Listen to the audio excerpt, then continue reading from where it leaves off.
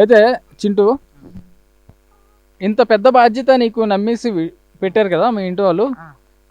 ఇది పెట్టి ఎన్ని సంవత్సరాలు అవుతుంది? సంవత్సరం. ఒక సంవత్సరంలో మొత్తం ఎంత పెట్టారా, ఇంకా తక్కువలో పెట్టారా? మొత్తం 2900 కోళ్ళు. ఇప్పుడేమో 900 కోళ్ళు ఉన్నాయి, అంటే 2000 కోళ్ళు సేల్ చేసినాం. ఓకే, 1 yearలో 2000 కోళ్ళు చేసు. సో చిన్న కోళ్ళు తెచ్చారా పెద్దవే? చిన్న నెల పిల్లలు. నెల పిల్లలు తెచ్చారు. ఇప్పుడు 900 కోళ్ళు ఉన్నాయా? 900 కోళ్ళు ఉన్నాయి. ఓకే, గుడ్లు పెడుతున్నాయా? గుడ్లు పెడుతున్నాయి. అవేం చేస్తున్నావు గుడ్లు? గుడ్లు కొన్ని అమ్ముతున్నాం, కొన్ని పిల్లలు తీస్తున్నాం. గుడ్డు ఎంత రేట్ ఉంది? 15 రూపాయలు. ఓకే, బాగానే ఉంది, రేట్ కూడా బాగానే ఉంది. ఇక్కడ చూసుకుంటే వైట్ కోళ్ళు కూడా ఉన్నాయి వచ్చింటూ. ఇవే కోళ్ళు? అవి నాటుకోలే కానీ కలర్ ఒకటి చేంజ్ ఉంది అంతే. ఓకే, వైట్ కలర్ లో ఉన్నాయి అంతేనా? ఇక్కడ నువ్వు చూసుకుంటే సోనాలి బ్రీడ్ ఎప్పుడైనా చూసావా? సోనాలి బ్రీడ్ లేదా?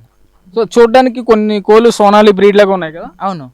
ఓకే, బట్ ఒక కేజీ కోడి 800 లేకపోతే ఒక్కొక్క కోడి? కోడి 800 ఏదన్నా నచ్చింది.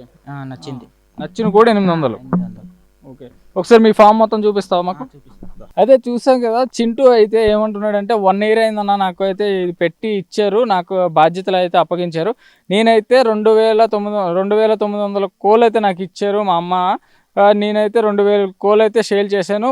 1 month అయినా 1 month కోడి పిల్లలని అయితే ఇచ్చారు. ఇప్పుడు వరకు అయితే ఇంకా 900 కోళ్ళు అయితే ఉన్నాయి. ఒకసారి ఫామ్ మొత్తం చూద్దాం అండి. అది మొత్తం ఎందుకు కట్టారు చింటూ? అది అంటే కోళ్ళు బయటికి ఎగిరి రాకుండా ఇందుట్లో తోట పెడదాం అనుకున్నాం. అంటే కూరగాయలు వేయనికే, టమాటాలు, వంకాయలు, బీరకాయలు కోళ్ళకి వేతామన్నట్ల. ఆ కోళ్ళు ఏం చేసినాయి, మొత్తం ఎగిరి